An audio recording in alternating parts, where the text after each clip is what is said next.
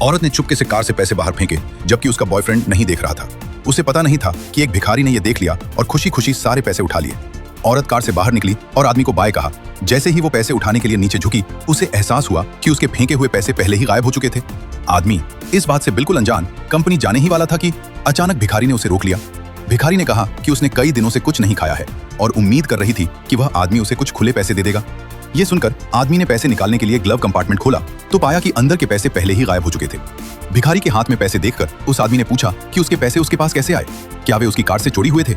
भिखारी तुरंत चिल्लाया कि वह बेकसूर है और फिर कहा कि उसने पैसेंजर सीट पर बैठी औरत को पैसे नीचे फेंकते देखा था। फिर भिखारी ने उसे पैसे लौटा दिए और शुक्रिया के तौर पर उस आदमी ने उसे कैश का एक रोल दिया। ये कुछ ऐसा था जिसकी भिखारी ने कभी उम्मीद नहीं की थी और वह खुशी खुशी पैसे लेकर चला गया। औरत के बर्ताव को देखकर उस आदमी के पास पहले से ही एक प्लान था। उस रात वह आदमी घर लौटा और उसने औरत को बताया कि उसे लूट लिया गया है और अब उसके पास पैसे नहीं हैं। उसके सारे पैसे ट्रांसफर हो गए हैं। खबर सुनकर औरत को भी यकीन नहीं हुआ, लेकिन उसकी पहली चिंता उस आदमी के लिए नहीं थी। इसके बजाय उसे इस बात की चिंता थी कि वह बिना पैसे के शॉपिंग और ट्रैवल कैसे करेगा। उसकी बातों से वह आदमी इतना गुस्सा हुआ कि उसके दिल की हालत फिर से बिगड़ गई। उसने तुरंत उससे अपने लिए एम्बुलेंस बुलाने की गुजारिश की, लेकिन औरत को उसकी जिंदगी या मौत की कोई परवाह नहीं थी और उसने उसका मजाक भी उड़ाया। तभी एक भिखारी बगल से निकला। वह आदमी ऐसे खड़ा हो गया जैसे कुछ हुआ ही न हो।